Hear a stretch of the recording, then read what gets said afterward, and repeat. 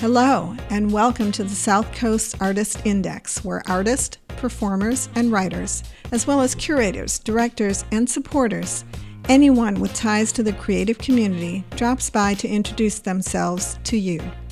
We'll talk about their beginnings, their vision, their passion, and so much more. Here we have another Skype-assisted podcast. We do have technical difficulties. Thank you for listening through it. And we're trying to improve the quality, but every day is a different day. Thanks so much. Hi, this is Ron Fortier with another episode of the In Focus podcast brought to you by the Southcoast Artist Index. And today we've got our second installation of the Van Gogh boat. It's a topical series that was kicked off by David Baggerly. And today we have a returning guest, Bob Robert Brodesky. And I'll have him introduce himself to you and tell you what he's been up to lately, and then we'll get on with the Van Gogh boat. Well, good morning. This is Bob Brodesky. Thanks for having me join you once again, Ron. I greatly appreciate this opportunity. Like many people right now, I've been pretty much at home, sheltering in place during the epidemic. But even so, I've been continuing to paint. And for a while, I was sort of running out of supplies and re-looking some small paintings that I've done in the past, thinking that they weren't up to par and wanting to sort of go back in and see what I could do with them. Recently, I did receive via FedEx some larger canvases, which I like to work on. And as of a few days ago, I started working on another new canvas.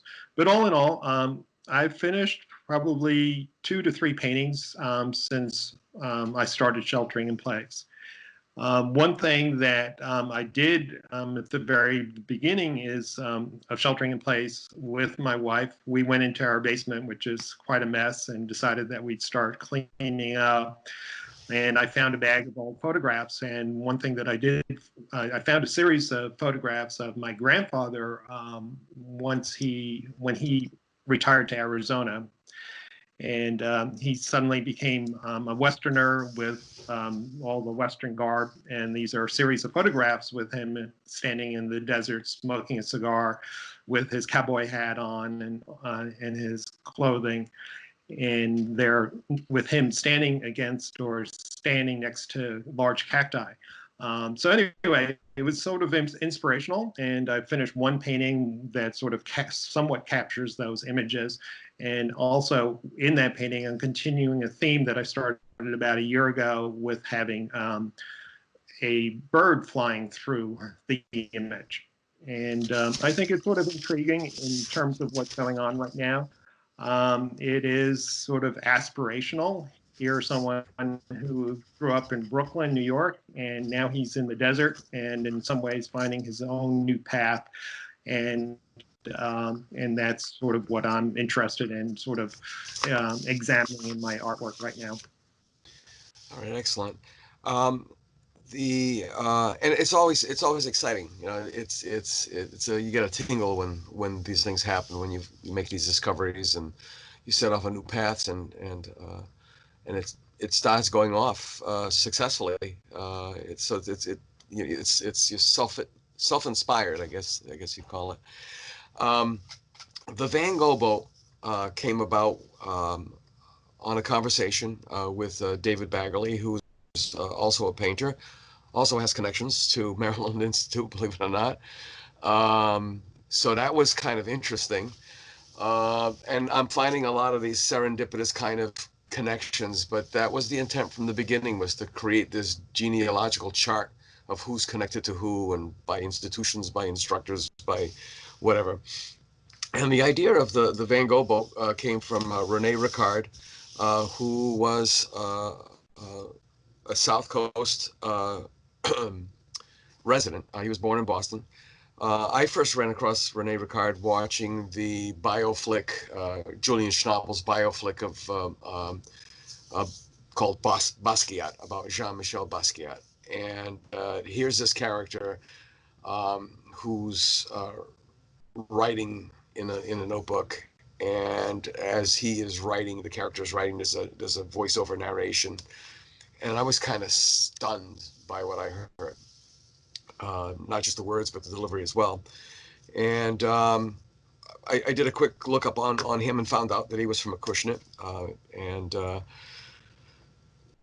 and he wrote what was considered, probably still is, the seminal article for Artforum magazine. I believe it was in 1981. And it talks about probably the classic artist who struggled all of his life for recognition. And I'll read you the beginning of it. Everybody wants to get on the Van Gogh boat. There's no trip so horrible that someone won't take it. The idea of an unrecognized genius slaving away in a garret is a deliciously foolish one. We must credit the life of Vincent Van Gogh for really sending this myth into orbit. How many pictures did he sell? One? He couldn't give them away. We are so ashamed of his life that the rest of art history will be retribution for Van Gogh's neglect. No one wants to be part of a generation that ignores another Van Gogh.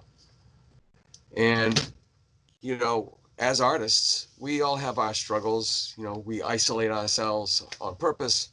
Sometimes we are just isolated by our personalities and our craft. So with all that in mind, what do you think? Well, a number of things come to mind. I think that for many artists, they are more in tune or more sensitive to the ups and downs and the struggles of just living. And I think that that's part, you know, the personality makeup. I think that's also what motivates and stimulates their creativity. I think, you know, maybe this is attributable to biological chemical makeup of the individuals. And I think then, you know, there is sort of a internal struggle that requires a certain degree of expression. Maybe I'm speaking too broadly. There could be artists that don't have that kind of internal conflict or internal struggle with how they feel and how they perceive and look at the rest of the world. I also think that for many artists, or whatever their makeup might be, they are also perceived in the world to be so different, not part of the mainstream with situations, interact one-on-one with individuals, and that then also tends to isolate them or set them apart to a certain extent and a certain degree. And I think that, you know, for some artists, there are those that are, you know, it's much easier for them to engage with the greater world, and even despite whatever their conflict or internal makeup might be. And for those people, perhaps they do experience greater success only because of their ability to get themselves out in the world and portray themselves in a particular way. One thing that I'm always pretty startled about or surprised by is that if you read the bios of different people that are in the arts and what I'm surprised is by how they'll describe themselves. They'll talk about levels of high anxiety. They talk about bouts of depression. And these are individuals, whether they're artists or, as I might say, actors, I find quite surprising because that's not how they're viewed by the public. So the question then becomes, how do people who do suffer from, you know, bouts of anxiety, bouts of depression, and are able to put themselves out there in the world and even perform, so that I think that there are many individuals, particularly artists, that suffer with bouts of anxiety and also certain degrees of depression. And one thing that I'm always surprised by is if I read the bios of different artists and as well as actors who do talk about the fact that they do suffer from anxiety and they've experienced deep depression. What does that make them the artists that they are? And then on the other hand, if that's the case with anxiety and depression, how are they able to sort of put themselves out there in the world? Because those experiences of anxiety and depression can be debilitating. But I also think that those moments of anxiety, depression, and whatever else, and life experiences also then stimulate creativity. Yeah, it's interesting, even from a personal standpoint, feelings, emotions, so on and so forth that I've had growing up, in my adult years, and then finding out that I have a form of depression, and I've seen my daughter dealing with anxiety, and I always used to think to myself, where did that come from? Well, now I know now. I think we're all, and I don't want to use the word damaged, I think we're all affected by things that other people are affected by, but we take it personally if we're even aware of it. And artists in particular, I'm so happy that I started this project because I've had the ability to speak with so many people, so many artists, and there is a thread that runs through all of us, this incredible need to do what we do. Yes, there are the struggles. We're going to get into that specifically. My wife Paula's always asked me if I to choose between sustaining myself as an artist, painting for the joy of it, or supporting myself as an artist. And it's the mindset that determines the outcome. So how much of you is reflected in your work? And maybe it's an odd question. The second part is, how much of your work is reflected in you?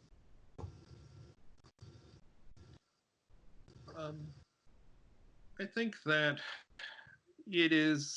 I think my work is definitely in many respects a reflection of me. There's a painting that you've actually seen. It was in the show at the Pawtucket Artist Cooperative. And during the opening, a couple people came up to me and they wanted to talk to me about my art. And there was one piece that I really do like, and I still continue to like very much. And I'm not sure that other people would say the same thing. And it's probably hard for many people to look at and say, well, what is that painting all about? It's somewhat inscrutable. But to me, well, during that opening, when one person asked me what it was about, it suddenly clicked. It's a painting where you see basically just the upper part of a man's body, essentially just the head. And then there's a large bird that's sort of sitting on top, and the bird is in motion. The bird is outlined in spray paint. And I suddenly realized what this painting really is all about, and that it is very much about who I am. It is essentially about the chaos of our lives, and it's the chaos that exists as for me, every morning there's a period of time, probably until maybe 10 o'clock or so, where there's all these thoughts and emotions and conflicting feelings that are ongoing that I'm experiencing, whether they're in my head or more biologically through my body. And at a certain point, the chaos does clear. It clears. It's almost like it flies away. So it's almost like levels of anxiety that start to dissipate. And but also, I think it's sort of representative of what our lives are like. Our lives have moments of chaos. We have moments of sweetness. We have moments of bitterness. It could be every single day, or it could be more periodic. But there are these moments where we have moments of peace. We have moments of them fleeting. but also knowing that, more than likely, just because life is what it is, they will return. You wake up in the morning, you have this period up until about 10 o'clock where you have that feelings of anxiety. Sometimes they fly away. Those feelings fly away, and much the analogy of your bird. I mean, you figured it out when we were at the PAC, the Pawtucket Artist Cooperative, in speaking about your painting, when you came to the realization of what the bird represents. Yeah, so, as I was saying, this is a painting that I like quite a bit. I think it's pretty, I think has a tremendous impact in terms of just the imagery and the colors that are in the painting. But as you were saying, it really does, I think, represent sort of a life experience. And and I can say it's specific to me, but also I think it is can be generalized that other people experience the same thing. And I guess the best way to sort of generalize it is to say that in anybody's lives, we have moments of anxiety, we have moments of bitterness, but we also have moments of sweetness. And so we come to a recognition that there are those moments, and then there are those moments of joy. And the head represents the complexity of our feelings. The bird represents the fact that they're not necessarily, all those experiences and all those feelings are not necessarily permanent. They can be fleeting as well. Okay, all right. And it's another thing too is when you mentioned this moment, this epiphany, if you want to call it that. I was speaking with someone else on a podcast, Karen Chase, who's a storyteller, and it flashed that the importance of story, of narrative, is that when you say it, it makes it so. And I had a similar experience at an opening. People ask you, "What are you trying to say?" That's probably the worst question an artist could ever, especially as an abstractionist. So what are you trying to say? And I was blank for a second or so, and then for some reason I just reverted to a movie reference, Close Encounters of a Third Kind, where Richard Dreyfuss's character, I believe it was named Jack, had a close encounter with an extraterrestrial presence, and at home at dinner he starts playing with his mashed potatoes, and he starts building what becomes the beginning of a scale model of the Devil's Monument, and he hasn't the faintest idea why he's doing it. And I felt like that for such a long time. Have you felt that way, where we and bringing back this thing about extraterrestrials, I just had another thought. There was a movie made, I forgot what it was called. I think it was maybe called Abducted, I don't know. But it was a couple of guys who were logging in the woods, and they had an experience. And one of them, the classic scene in the movie, it looks like the crucifixion, or Dali's crucifixion. He's with his arms spread and his head back, and he's lifted into the sky. To me, sometimes it feels like I'm an antenna,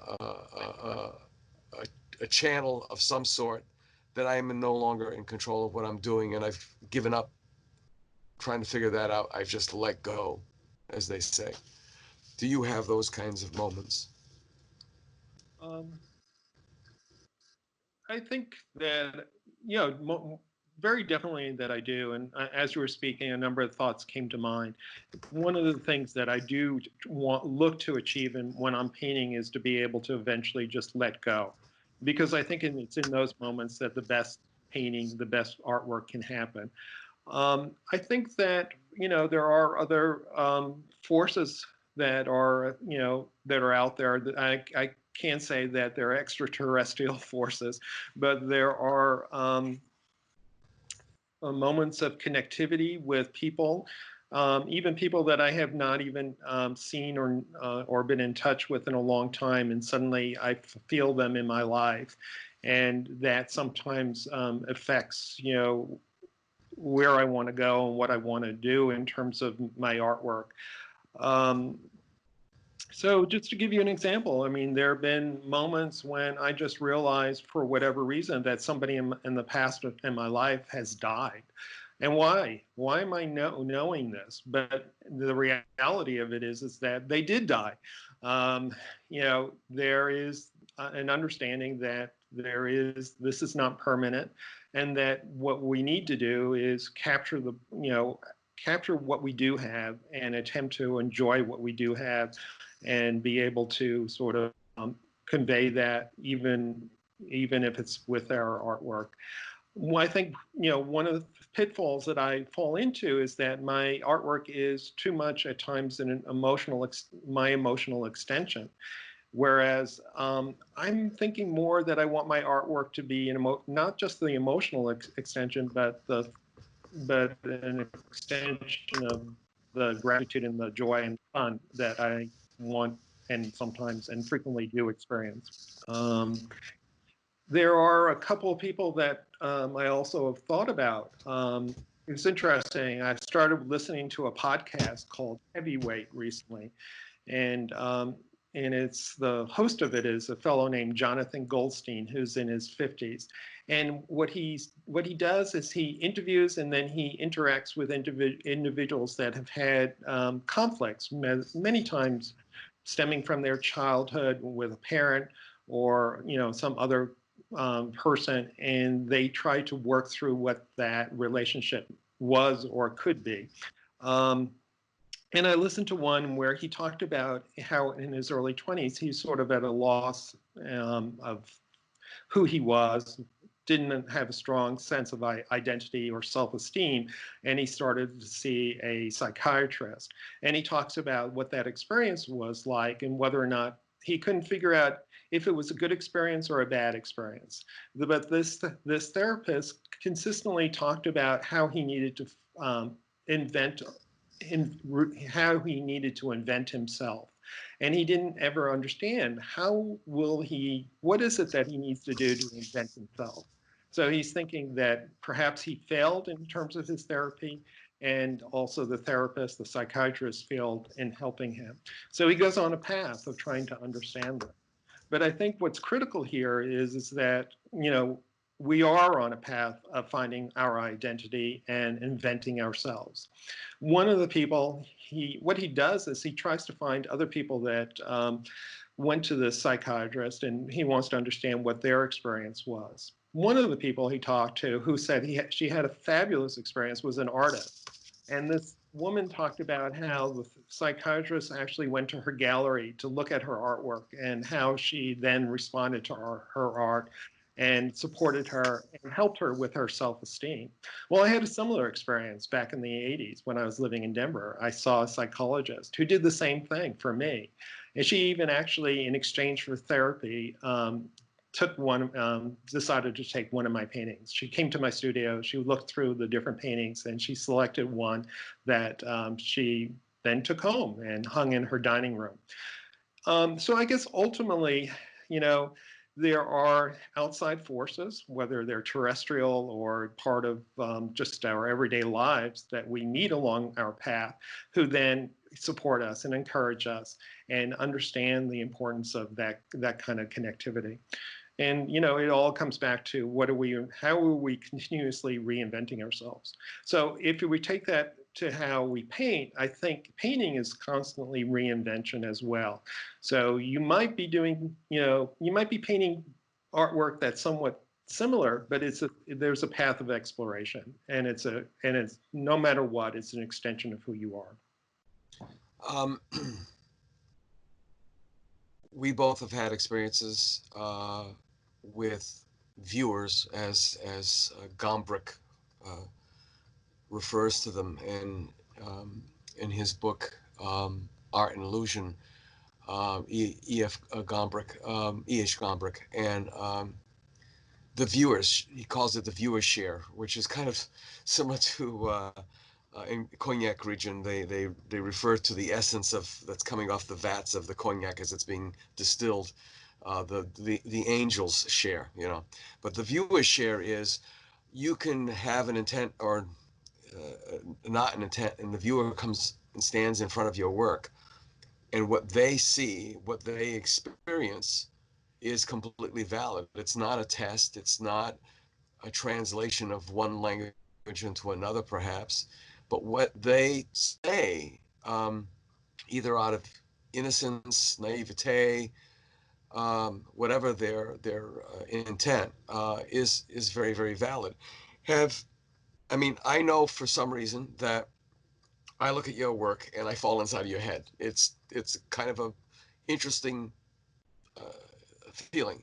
I've had that with other painters. We've had this discussion. If I were to be an art critic, I wouldn't be very good at it because I'm either completely enthralled by the work I'm looking at, or I'm just left stone cold by it. And you have to be nice because that's important. I had an exhibit in Chicago where there were many of the attendees were Asian women. And I had always professed that I painted nothing. That was my goal, to paint nothing, because that's the highest goal of an abstract painter, is to paint nothing, which is very, very difficult. And these women had never seen me in my life and went on to explain everything that was in my head when I was painting. And I was like absolutely stunned. Have you had those experiences as well with viewers? You just mentioned about those particular people at the opening at the Pawtucket Artists Cooperative, but in general. Yeah, I would say in general,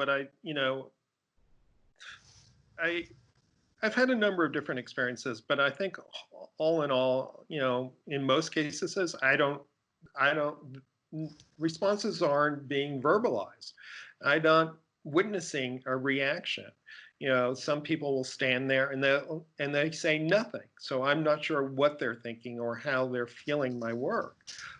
There are some people, and most artists will speak to this as well, that their response is, well, that's nice, or that's interesting. But then there are those people that want to engage.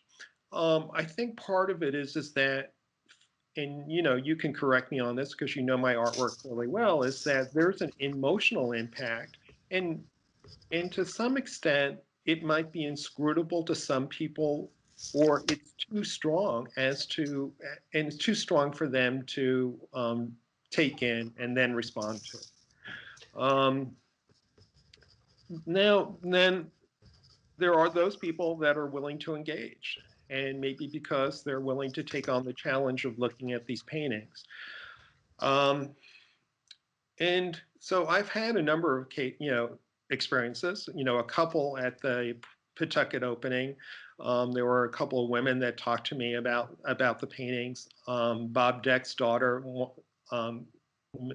wanted to, she wanted to meet me. She made a point of having her dad introduce her to me, and she wanted to tell me how much she did respond to the artwork, which was, that was quite great. That was really neat that she made a point of doing that. Also, fairly recently, I entered a show, a juried show, and I had to deliver the painting. And one of the women who was doing the intake had very strong positive reaction and really wanted to talk to me about my artwork. So those are moments of, these are great moments. But, unfortunately, when you don't have people responding, then it sometimes sets in, I have moments of self-doubt. Well, maybe there is reason for them not responding. Maybe the artwork is really not all that great. It's not that good. And it does sort of send me into a tizzy of self-doubt. I also have, and I don't know if I even should talk about this, but I have a sister-in-law and brother-in-law who collect art, and they buy art all the time. In fact, my brother-in-law, through marriage, comes from a family of people that have been very much engaged in the art world. And they never ask me about my art. I go to their home and they never ask me, but then they'll say, oh, but we want to show you, the new pieces of art that we've just acquired. So what's the message? I don't know what the message is. And I get upset, I get angry as to, don't you acknowledge, don't you even think to acknowledge that this is who I am, this is what I do, this is really a big part of my life. So that's sort of a microcosm or an extreme example of, so where do I really stand in how the world sees me and sees my art? But on the other hand, there are moments where I say, you know, I've got something here and I want to continue to do this. And I want to not only do it for my personal well-being, my personal self, but also because I want it to be out in the world and I want people to have it in their homes. I want them to have a part of who I am. Yeah, yeah. It's funny, but the thought struck me. You know, sometimes we read messages completely wrong, and it struck me because I've heard this story before. You've related this to me before. I had an experience where they loved my work. They talked about it constantly. It's just the opposite. Talked about it constantly, and never asked me, you know, to buy a piece or anything. And I found out it was because they thought, oh, we just can't afford your artwork. But they never asked how much. They just assumed that it was out of their reach financially, which, you know, you sort of stand there going, I don't know. You're betwixt and between emotions at that point, right? What do you say? No, you can have it really, really cheap. I mean, and now the house of cards that, if you want to call it that was built is now totally collapsed. Yeah, I mean, I think that's part of it. It's that, you know, people think that, can I afford this?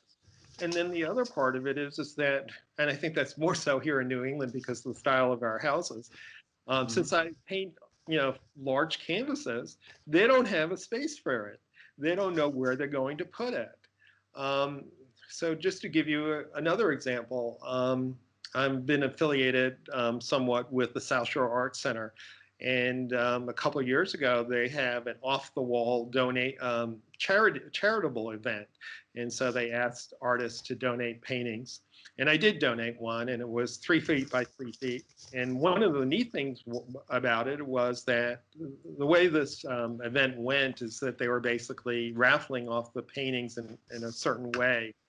And so I can't say raffling it off, but anyway, the point of it is that one of my painting was one of the first paintings to be selected by the attendees who had paid to be at this event. And what was nice about it is that it was chosen by a young couple, and the man is actually the child of people that have owned art galleries. And he's Canadian, so these are galleries that had been, I think, in Montreal. A number of months later, I was at the South Shore Art Center. I was actually doing some volunteer work, and I ran into a number of people that said, oh, yeah, I know who you are. I remember your painting that was in that event. I was interested in that painting. I would have chosen that painting, except it went very quickly. One person said, well, I wanted the painting, but I didn't have a place for it. I don't have wall space big enough for that. So I guess there's a realization that people might want your artwork, but they think that, number one, they can't afford it. I've had one person recently tell me that. And then secondly, they don't have a place for something that's 3 feet by 3 feet or 3 feet by 4 feet or 5 feet by 6 feet. And so that's part of it. The other part of it is that my work is figurative. And I think for most people, that is a tough sell. And I think that's been evident in our society since the 50s with the emergence of abstract expressionism, where figurative work sort of fell out of favor. But I think more than anything is that for people to live with figures, and even nude figures, which I sometimes paint, is not going to fly in their homes. I even get resistance in my own family for showing certain kinds of paintings because they could be somewhat provocative. I go back to thinking about how my son, when he was like 8 or 9 years old, his friends would sort of want to come over to the house because there were nude paintings on the wall, and it was, titillating for these, 9-10-year-old boys. But it was not something that these boys were going to see in their homes. Yeah. That makes a huge difference. And then you also reminded me too, especially with family and such. My ex brother-in-law was a very simple man in his philosophies, and he was a fine craftsman. He was a metal worker and skilled in other building crafts, and would always say, I don't charge family. And I'd say, well, I have the money. I'm not doing this because I want a deal or anything. I'm doing it because I know you're like the best. I have seen you do this. I've seen other people do it. And he said, no, you don't understand. You can never charge family too little.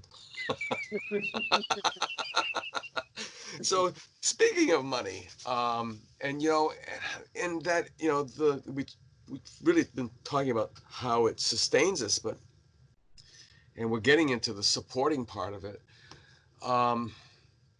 What does the sale really represent? I mean, beside a financial comfort,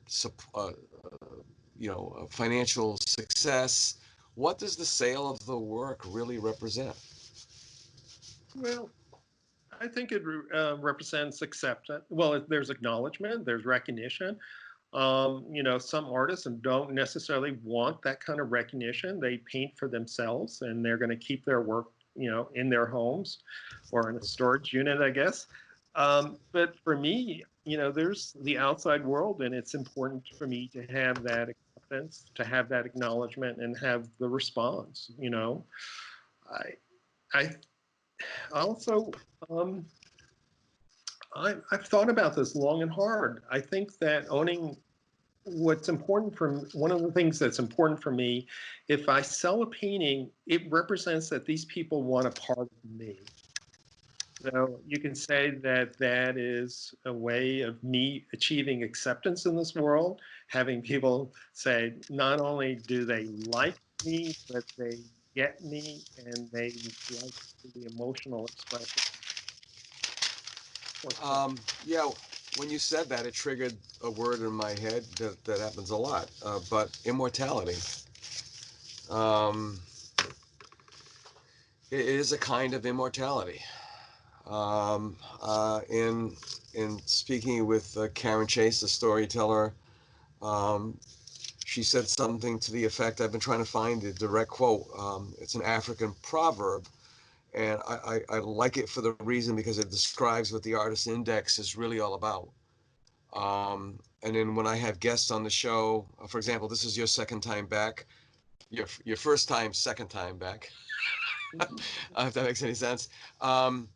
But a lot of them think that they have to, it's like a wind-up toy, and they have to blurt out their entire life from zero to the podcast because they're never ever going to come back. And I say, no, it's not a one and done. You're going to be, I want to speak to you more. And then I started using the analogy of, you're not just a page, you could be a chapter, or you could be an entire book. And I want to make sure that I get all those pages together. But Karen said, no one dies until their name goes unspoken. Well, it's interesting. There are times that I had this thought, and then I also expressed it not too long ago, actually just a couple of days ago. Given what we're going through with the COVID-19 epidemic, there's the potential of being infected and what that experience might be like. And it could also, it has ended up with many people dying, tens of thousands of people are dying. So there's that, possibility for any of us right now. So actually, what I said to my wife just the other day is, well, if I did die, I'm not sure there would be many people at my funeral. But then again, nobody would be at my funeral these days because nobody can attend, large gatherings. But the thought is that, even in normal times, how many people would be at at my funeral? How many people know me and care for me and would appreciate my life and want to celebrate my life? And that's something that I do think about. So I guess, I do want to have some kind of knowledge that I'm of some consequence, of some importance right now, and that my life was of consequence to a number of people, even after I have passed away. And then, my wife said, well, what does it matter to you how many people show up at your funeral? You're dead. You don't know. That's right. My thoughts exactly. So that is the bottom line. But on the other hand, I just had an email exchange with a woman that I know slightly who's an artist, and I know her through my brother-in-law and sister-in-law, who I was just talking about. She used to live in Houston, but now lives in the Denver metro area, and it's been an interesting exchange with her. But in the latest email, I sent her the link to the Artscope article that you wrote and that appeared about a year ago. And, I needed to come up with a link, and I found it by surfing the web, and there it was. So I guess my point is that if you go and you Google me, there's enough on the web about who I am that my memory and my contributions and what I've done will, I guess, at least for maybe one more generation, persist. Yeah,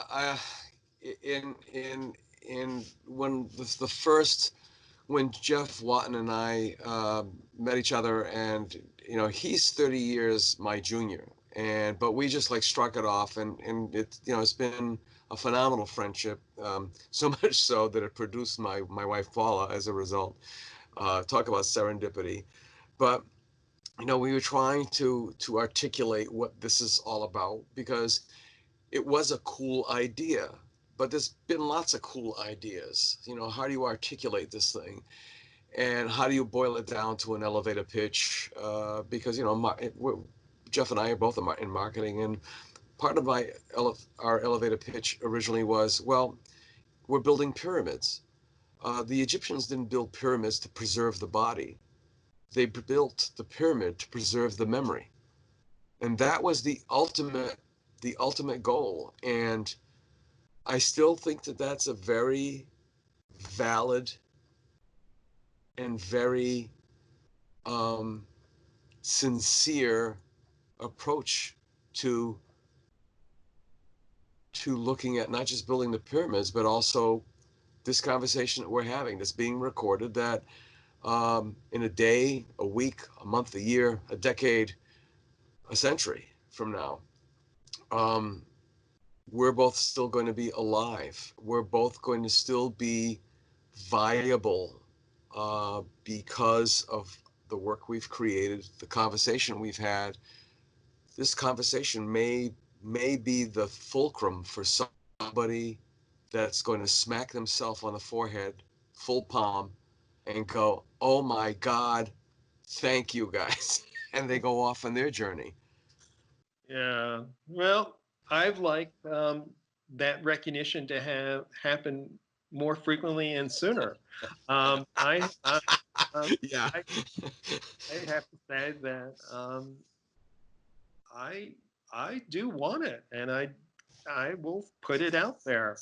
Um, Perhaps I'm not good at making it happen, and that is part of my own struggle as to how does that actually come about.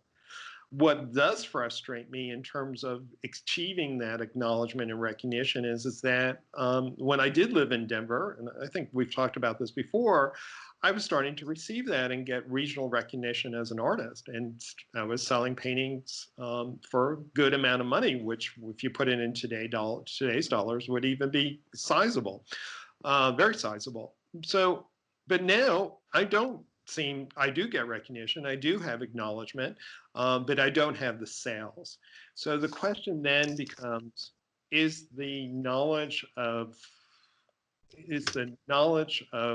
being recognized, whether it's being accepted into juried shows or being in a show and people coming up and talking to me about my artwork and telling me how much they respond to it, is how do I weigh that versus the actual sale, and how important is the sale? Well, on the one hand, the sale is important because my attic is getting full. I don't have much room for many more paintings. But you know, there was an epiphany that I had this past year.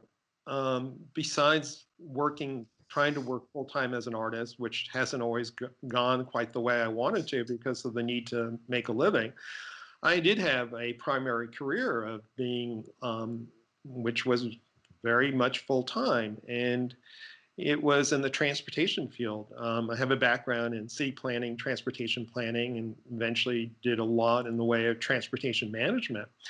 And I found the job to be okay. I was never excited about it in a lot of different ways. I felt that maybe I wasn't in the right place at times, that I didn't really fit in terms of the people that I would encounter or have to work with. So that was a constant sort of struggle that ended up contributing at different times to bouts of depression. But I guess what I realized somewhat recently is that, oh my gosh, what a career I did have. How many people can talk to the kinds of things that I actually did accomplish? I did I was in charge of the preliminary planning of the new airport that got built in Denver. I've done work for the Panama Canal that was significant to understanding how their recent expansion was going to affect their business. I led a team that was involved in the preliminary design of the Salesforce terminal, which is like the new Grand Central Station for San Francisco. I mean, I can point to other projects and I can say, my gosh, I didn't realize the significance of what I was involved in and what those accomplishments were until just recently. So on the one hand, I struggled, but then on the other hand, I could say I made a contribution.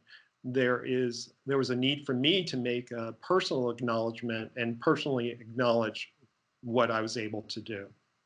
It's interesting. Again, I'm all about connections. First, before you can make a connection, you got to find the dots. You talked about the Panama Canal. The owner of my old house his name was Philip G. Koval, and he was an engineer, and he worked at some point in his life on the Panama Canal. Now that's not like a small thing to be down there, and that's a big deal. I think it's probably a bigger deal than him being like the highest degree Mason you could possibly be. I mean, the Panama Canal is a monument to inventiveness, creativity, skill, and so much more. It's funny, David Bagley also, it was almost like you're taking David Bagley's words and they're coming out of your mouth. He had a period of time as well where he was doing quite well. He had his bread and butter landscape work and then his more personal work, but he was doing all right. And then all of a sudden, everything stopped. So he, I feel, what is it? Champagne Wishes and Caviar Dreams. What was his name? The Australian guy from Lifestyles of the Rich and Famous. But that was his. Yeah. Yeah. And I'm almost thinking of a sign off, wishing us all more red dots. Because this is really what it's all about. It's the Van Gogh boat, but it's really represented by the red dots or the lack of the red dots in our life. There's the recognition factor you've discussed. There's the exposure, and everyone's mentioned that pretty much that's come on this show about, we've all been tapped on the shoulder to donate a piece of work for an auction, and you're going to get a lot of exposure out of it. Yeah. Not much more than that. Yeah. And then there's the sales and how the sales or the lack of sales are connected to that recognition and that exposure. We're ending, getting close to the end. I just want to know your thoughts on it, but based on what you were saying about working in city planning and transportation planning and management and such, and not realizing, what you were really accomplishing, whether you were meh about it or not. And it's like driving to your job when you had a job before the pandemic, and then being forced to walk, or walking because you had a choice, and you're walking the same route, and you look at a house and go, oh, for God's sakes, I've driven this route for 10 years. I have never, honest to God, I've never ever seen that house. I have no idea this house existed. I don't even know if they painted it in the interim in the 10 years. Is it because we're preoccupied? That's what I'm trying to get at. That's the question. What causes that? Well, I think that there's certainly a lot of distractions and commitments and responsibilities that we all that we encounter, that we have to take on, and that keeps you from maybe sort of seeing what there is in life. While you were talking, it made me start thinking a little bit more about the painting that I'm actually doing right now, which I was talking about earlier, which was about my grandfather. I don't know if it's particularly about my grandfather, but it's influenced by him. This is a somewhat complex man. He grew up first generation immigrant from an immigrant family, grew up poor, had a fourth grade education, worked his way up through Nabisco, became an executive in Nabisco, went out and started his own bakery businesses. They didn't do all that great. He then decided, probably out of some degree of failure with his own businesses, to take off with my grandmother to Arizona. And he's probably in his 50s at this point. And so he starts a life anew. He's seeing life in a different way. He's seeing life in the desert.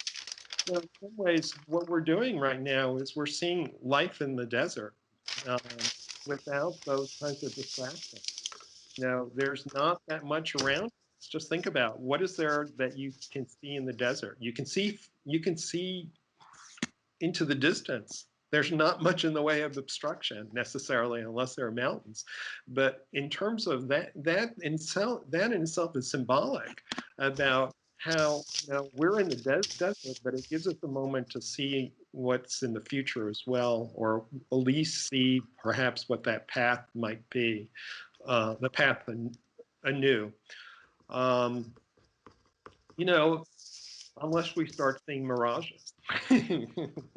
Well, all these things that you're saying are triggering off all these analogies in my head. I mean, there's a lack of obstructions. I mean, okay, you have cacti and so on and so forth, but it's pretty much a lack of obstruction. There are extremes of temperature, from cold to very hot to cold. There's the desert sky, which I've been told can't be really appreciated. You think a mountaintop is something, in the desert it's completely different. And the other thing is that you can see the horizon. And when you started talking about your grandfather, moving out to Arizona, it brings me back to what you had mentioned earlier with Goldstein in the Heavyweight podcast.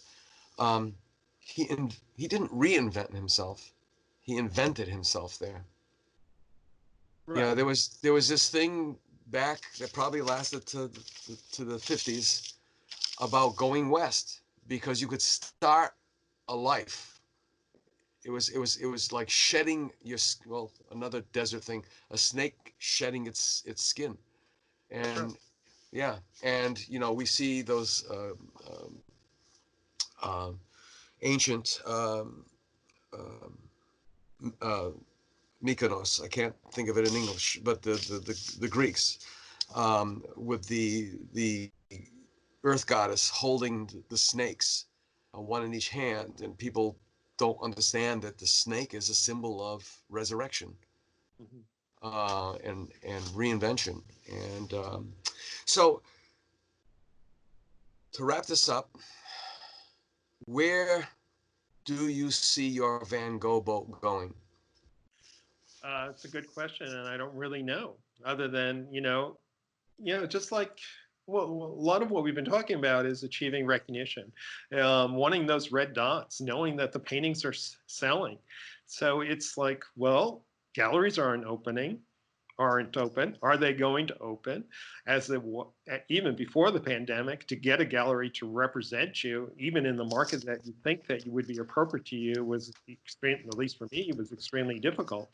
Because if you go to their websites, it says no submissions. We don't accept any submission.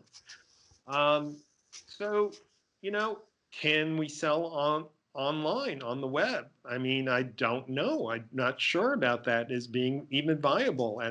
For one, how do you achieve high degrees of recognition? Maybe you have to be web savvy to be able to achieve that. And I perhaps need to hire somebody to increase my visibility on the web. But on the other hand is, who can buy artwork right now, given everything that's happening in our world? Unless you're, in the top 1% and money is somewhat inconsequential to you. But the other thing that sort of gets me is, okay, the world is changing. So where is art going to be on view? And where will people actually go to see it and choose to say, okay, this is something I want to have? So one of the things that has happened during this epidemic is that I have a cousin that I had never talked to, but I'd been connected with her on social media, and I see her photographs, and she gallivants around the world, and she seems to know a lot of very notable people, particularly in the sports world. Well, anyway, she connected with me, and we had a long conversation, and one of the first things that she was telling me was that her business had gone south. It had really just fallen apart because she was a freelancer doing marketing and big events, and one of her big events is Art Basel. So, is this a connection? Is this a potential connection where, so that I can find out more about what it takes and whether or not it would be of value to try to participate in Art Basel Miami.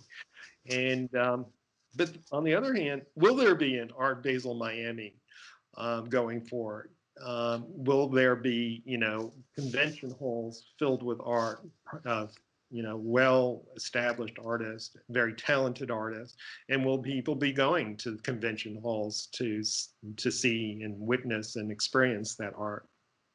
Yeah, it's good. Yeah, It's going to be quite different. Online is going to be, or virtual reality. Online is really now coming to roost because we have no other real choice.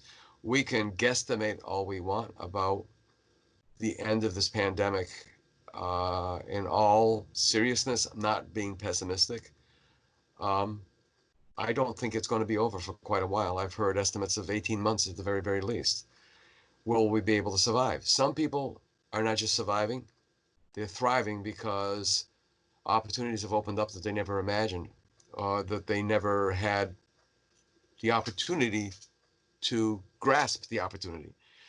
And I have heard from a lot of my guests that they can't understand why they're selling work. Now they're selling prints and smaller things, but they're selling a lot of lower priced goods all of a sudden, which they're scratching their head, but they're thanking the stars for it.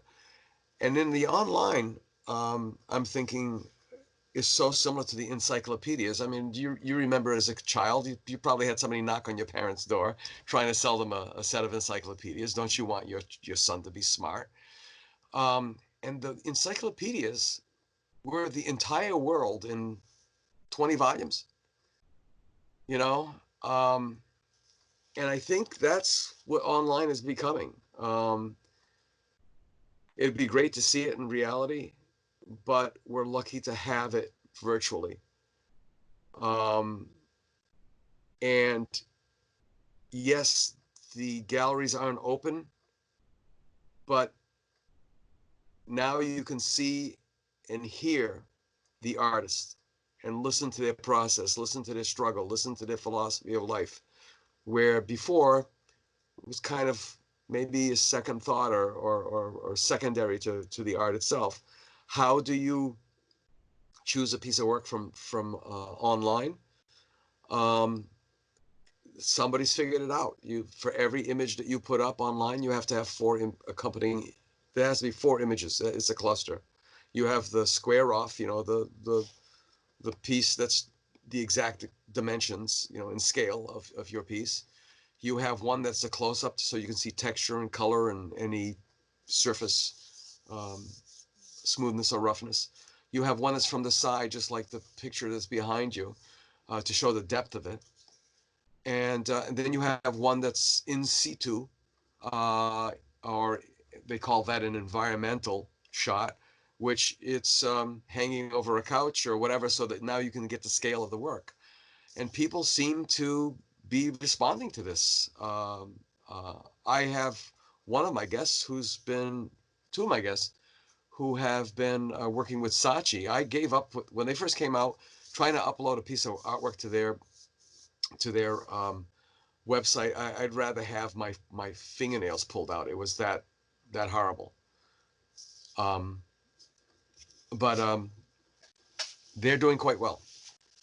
So, yeah. Why do you think those individuals are doing quite well in terms of online sales? I think maybe, and I'm going to reinvestigate this, because Saatchi, I believe they're a pioneer of all of this. They figured it out. They have figured it out. What are some of the other big the other big galleries that came out of? I'm just blanking out on them. Saatchi was one. There was another. They seem to be Italian agencies too. They're the big ones. They were Yeah. the 3 or 4 big ones in New York. You know where these galleries started off? In their living rooms. Mm. They were basically salons where they had one artist that they found. They put the stuff up in their house. They invited all of their friends over for tea or cocktails or whatever. And that's how the galleries started. Mm. And then from that point, they ended up, I always said, modern art, the when art was separated from the church, from the Holy Roman, Catholic Church, that's when things started to get wonky, because there was no patronage or anything like that. There was no longer an association with a spiritual presence or whatever. But the galleries themselves became churches. Stop and think of some of those galleries from back in the day, where it was an altar where the artist was presented. Mm-hmm. So who knows? Who knows what's next? So let me just ask you a quick question. Yeah. So about a week to 10 days ago, on Instagram, a gallery connected with me. It's a gallery it turns out I looked them up. They're in downtown San Francisco. So, okay. They must have saw something that they liked. Is it now is this an open door? Is it now up to me to take the next step, to walk through this door? Or is it just that, these galleries are out there, just, surfing the web and connecting with whomever? So, okay, so no matter what, I'll more than likely reach out to them, tell them a little bit more about me, let them see some of my more recent artwork, and let it go, and let's see what happens. Yeah. So the question is, what should I be doing in terms of my own personal outreach? I put paintings up on Saatchi more than probably 2 years ago. I probably have not been on that site in a year. I have not updated it, but nothing was happening. And I sort of just then sort of devolved into neglecting it. It's a really sort of interesting. I see people posting paintings on Instagram, and you look on how many likes, and they have 400, 500, 800 likes. I had an interesting experience in that I started posting on Instagram, and within a day or two, I would have over 100 likes. And then I had a moment of doubt and frustration, and I took all my paintings off Instagram. And then a month or two later, I started posting again. And probably because they changed their algorithm in that period of time, if I get 40 or 50 likes, that's a lot. So it's like, okay, is my work not as good as those people that I see who are getting 400, 500, 800 likes?